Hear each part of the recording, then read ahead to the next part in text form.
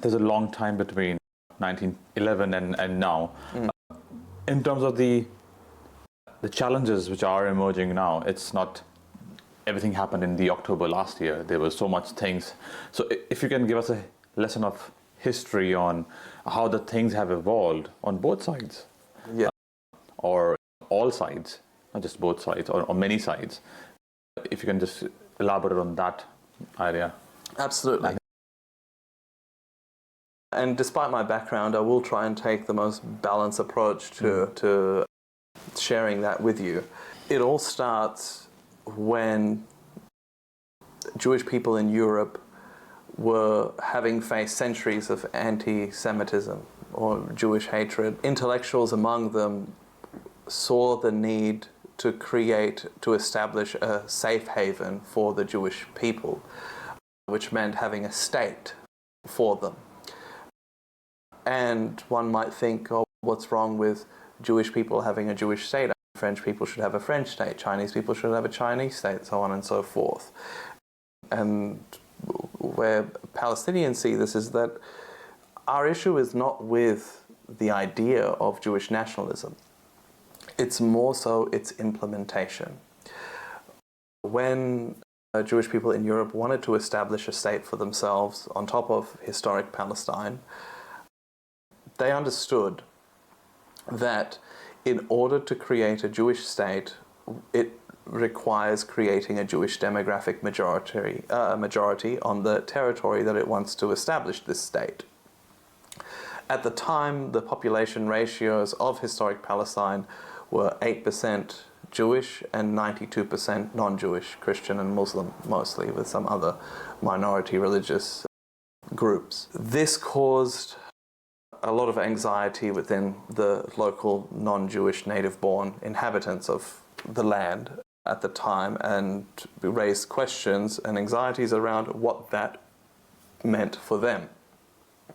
This state, a Jewish demographic majority, could not be achieved through immigration alone, and necessitated a dramatic demographic reversal of historic Palestine in order for that to achieve. And that culminated into Plan Dalet and the subsequent depopulation of over 500 towns and villages, including my grandparents' town as well, in order to achieve the necessary demographic ratios to establish a Jewish state. And in some respect, that demographic aspect of the situation is what continues to be at the core of them today, in the sense that the West Bank and Gaza has a population of 5 million.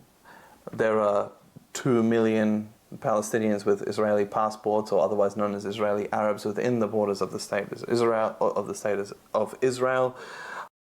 And if Israel was to annex those two territories and achieve Jewish sovereignty between the river and the sea, as it states in the Likud Party charter, it would mean that the state would have to give citizenship to those 5 million people, which would reverse the demographic ratios of the state of Israel, which would prevent it to function as a Jewish state, because the demographics of a state determines who gets elected into government, what the nation's flag looks like, what the lyrics of the national anthem represent, the coat of arms. Essentially, the corporate branding, if you like, is determined by the demographics of any country. So our issue is that they don't want to recognize a Palestinian state, but at the same time, they just don't want to just annex everything and make us all citizens. I have relatives who have Israeli citizenship, and I have relatives that don't. One in Bethlehem, one in Haifa. The person in Haifa who grew up going to schools with Jewish friends, playing on soccer teams and growing up in that environment, there's nothing culturally different between himself, my cousin in Bethlehem, and myself here, the only difference is that one person enjoys the rights that come with citizenship, and the other person enjoys the reality of statelessness.